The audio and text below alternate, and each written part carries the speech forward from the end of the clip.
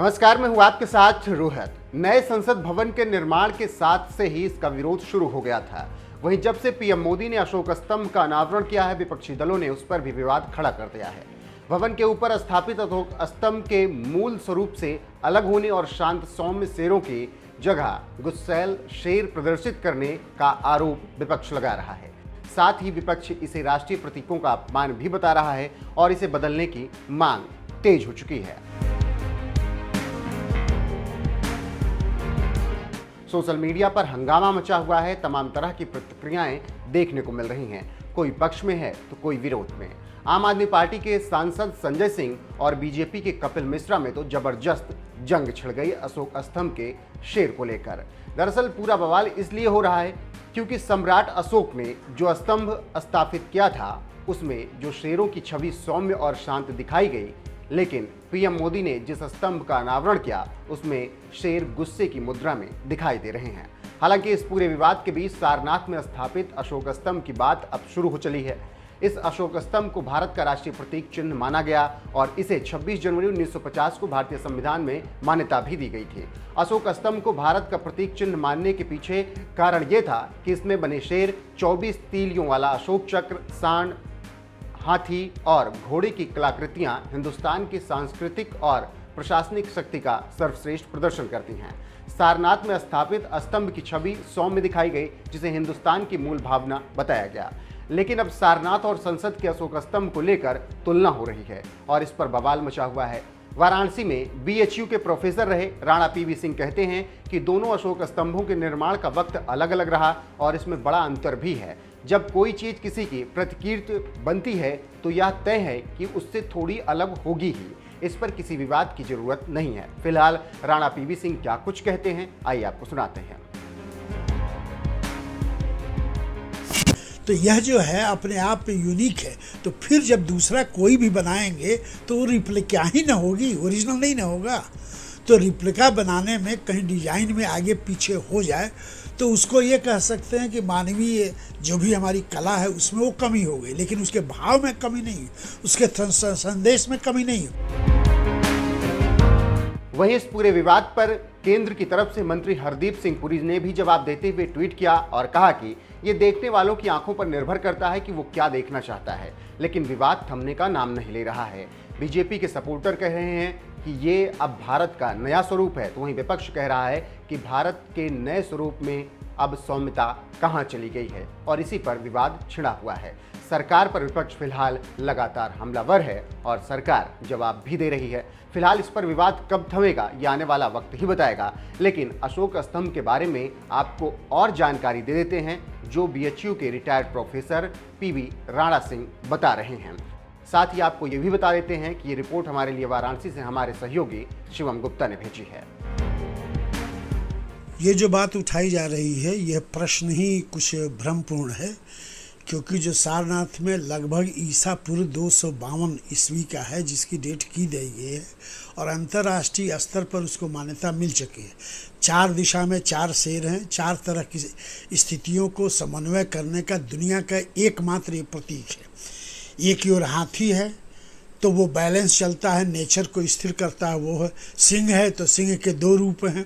सिंह तभी वो अटैक करता है जब वो भूखा रहता है, प्रकृति में वो भी बैलेंस बनाता है।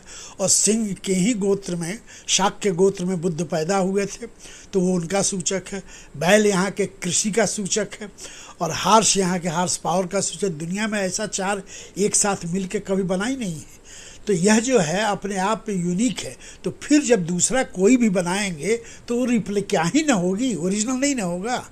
तो रिप्लिका बनाने में कहीं डिजाइन में आगे पीछे हो जाए तो उसको ये कह सकते हैं कि मानवीय जो भी हमारी कला है उसमें वो कमी हो गई, लेकिन उसके भाव में कमी नहीं, उसके संदेश में कमी नहीं।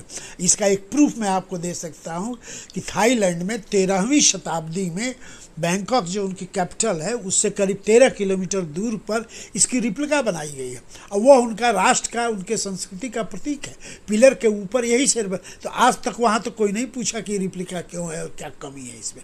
फिर मुंह टेढ़ा है, भाई वो तो टूटा ना, नीचे ज़मीन से खुदाई से ना निकला है, अलेक्जेंडर कनिंघम से 1901 में। तो कोई हल्का टूटा हो सकता है, आर्टिस्ट ने उसको बनाने में, उसको बैलेंस में बनाया, तो अंतर नाम का चीज़ नहीं है। ये तो राजनीतिक स्टंट में कहा जा रहा है।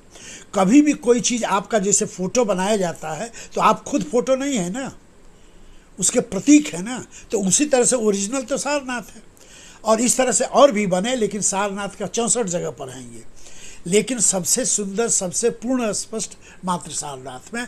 और इसी को रिजर्व बैंक इंडिया का भी चिन्ह लिया गया, अपने फाइनेंस का 1952 में पार्लियामेंट द्वारा पास होकर चिन्ह हुआ, तो वही चिन्ह मोदी जी बना रहे हैं।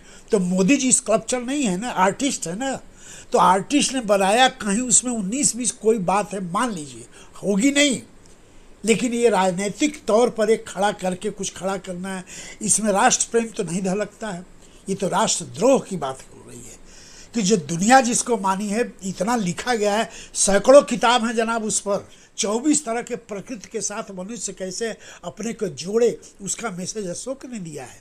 तो यह जो चिन्ह केवल चिन्ह नहीं है पार्लियामेंट का, यह चिन्ह पूरे विश्व को शांति का, प्रेम का, प्रकृति के साथ रहने का, समाज का और संपूर्ण पूरे वाङ्मय का, इतिहास का, सबके लिए एक दर्शन है।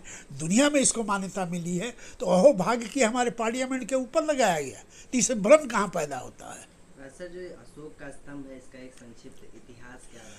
इतिहास ये रहा है कि अशोक ने जब अपना शांति स्थापना किया, जब बुद्धिस्ट हो गए, तो अपने गुरुओं और मंत्रियों से राय लिया कि भाई हम जो इस रूप में फॉलो किए, अब कैसे इसको संदेश दें। तो उसका ये हुआ कि आप जगह जगह उसको जो है प्रचारित कराइए। तो उस समय प्रचारित का माध्यम था कि एक पिलर बड़ा सा बना दिया जाए और उस पर आपका जो मुख्य मॉडल बने उसको रखा जाए, उस पर संदेश दिए।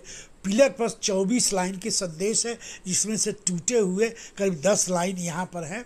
फिर स्कॉलर्स ने उसको जोड़ करके पूरी की पूरी व्याख्या की है। तो यह जो उद्देश्य ये था कि प्रकृति और मनुष्य के समायोजन से संसार को, विश्व को, समाज को, किसी को क्या संदेश दिया जाए, इसके लिए किया गया।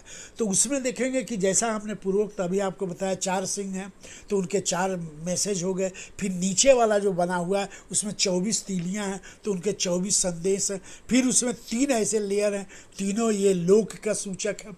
इससे बड़ा और कोई प्रतीक भारत में है ही नहीं है।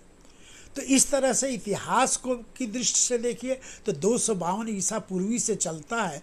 और फिर जो है रिजर्व बैंक ऑफ इंडिया और गवर्नमेंट ने 1952 में जब गवर्नमेंट ने इसे प्रैक्टिस से पास करके कर दिया, तो दुनिया भर में इसकी प्रशंसा की गई कि भाई हम सबके लिए संदेश है। मैं 3 देशों में काम किया हूँ, कर भी रहा हूँ, कोरिया में करता हूँ, चाइना में करता हूँ, जापान में करता हूँ। और जहाँ जाता हूँ तो वो लोग पूछते हैं जरा अशोक वाला बता दीजिए, क्योंकि उनको भी होता है कि हमारी संस्कृत बुद्धिस्ट जरिए वहीं से आई है।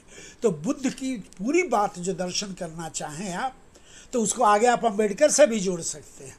अम्बेडकर ने भूरी भूरी प्रशंसा लिखी है कि यदि इसका ज्ञान सही रहेगा तो पार्लियामेंट ठीक चलेगी, और इसका ज्ञान सही नहीं रहेगा तो राजनीतिक भ्रष्टाचार होगा। ये उनकी लाइन है। यानी अम्बेडकर जो बड़े क्रिटिकल आदमी थे ना, मुँह के बड़े कड़े आदमी थे, वो तक इसको कहे हैं।